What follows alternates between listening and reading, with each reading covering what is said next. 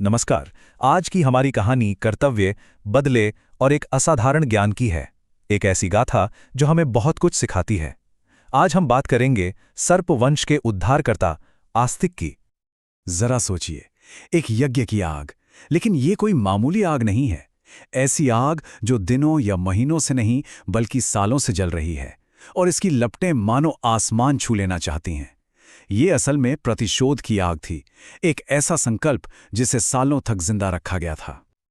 और जरा ये सोचिए कि अगर इस यज्ञ का सिर्फ और सिर्फ एक ही मकसद हो, एक पूरी की पूरी प्रजाति का नामो निशान मिटा देना। जी हां, यही वो चौंकाने वाली हकीकत है जो हमारी आज की कहानी की नींव रखती है। तो चलिए कहानी की शुरुआत करते हैं एक राजा के जलते हुए बदले से। इस महायज्ञ को नाम दिया गया सर्प सत्र, और इसे शुरू करने वाला था राजा जन्मेजय। जानते हैं क्यों? क्योंकि वो अपने पिता की मौत का बदला लेना चाहता था। मतलब एक इंसान का निजी बदला एक पूरी प्रजाति के विनाश का कारण बन गया था। और यह यज्ञ कोई मामूली नहीं था। शक्तिशाली मंत्रों का असर ऐसा था कि दुनिया के कोने कोने में छिपे हुए सांप भी खिंचे चले आते थे और सीधे उस आग में समा जाते थे। लाखों सर्प एक एक करके खत्म हो रहे थे। ऐसा लगने लगा था कि अब सर्पवंश का बचना नामुमकिन है। लेकिन कहते हैं ना, जहां अंधेरा सबसे गहरा होता है, उम्मीद की किरण वहीं से निकलती है। तो जब यह विनाश अपनी चरम सीमा पर था, एक उम्मीद भी जन्म ले रही थी। चलिए अब कहानी का रुख मोड़ते हैं सर्प देवी की तरफ। ये है मनसा देवी, सर्पों की देवी। वो नागों के राजा वासुकी की बहन थीं, और उनके साथ एक बहुत बड़ी भविष्यवाणी जुड़ी थी। वो ये कि उनका बेटा ही, उनका होने वाला बेटा ही पूरे सर्पवंश का उद्धार करेगा, उन्हें इस विनाश से बचाएगा। अब कहानी में एक बहुत ही दिलचस्प मोड़ आता है। यहाँ दो ऐसे लोग मिलने वाले थे जो एक दूसरे से बिल्कुल अलग थे। एक तरफ मनसा देवी, जिनका मकसद था अपने कुल को बचाना, और दूसरी तरफ ऋषि जरकाकरू, जिन्हें दुनियादारी से कोई मतलब नहीं था। वो तो बस अपनी तपस्या में डूबे रहते थे।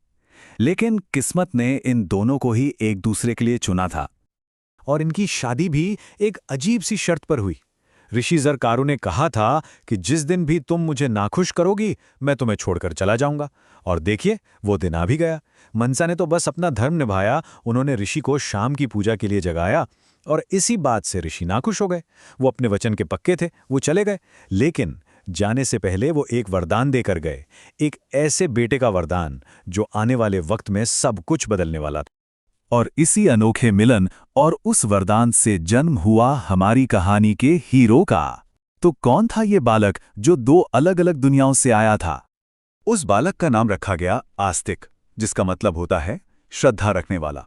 वो मनसा देवी और ऋषि जरकातारू का बेटा था, और उसकी खासियत ये थी कि वो आधा ब्राह्मण था और आधा नाग।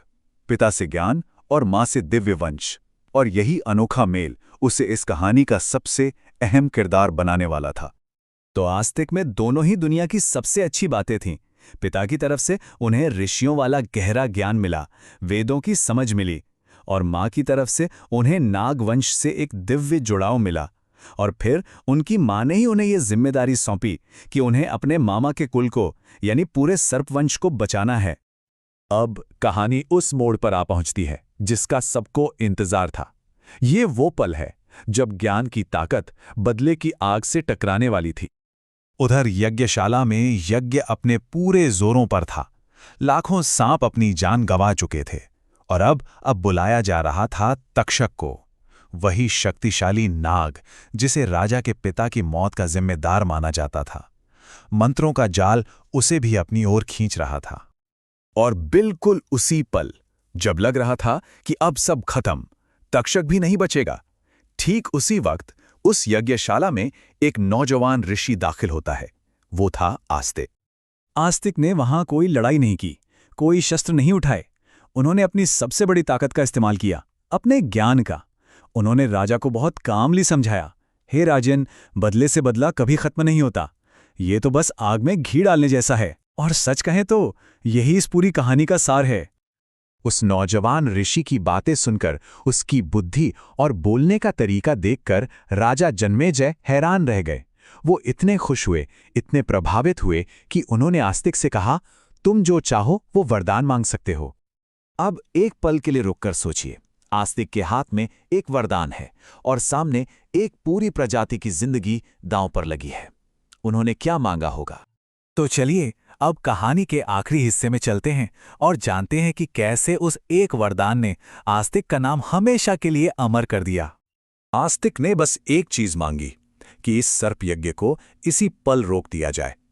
राजा तो अपना वचन दे चुके थे, उन्हें बात माननी पड़ी। उन्होंने यज्ञ रोकने का आदेश दिया और कहते हैं कि उसी वक्त तक्षक नाग जो आग में गिरने ही वाला था, वो हवा में ही ठहर गया। राजा का गुस्सा भी शांत हो गया और इसी के साथ सालों से चली आ रही एक भयानक दुश्मनी खत्म हो गई।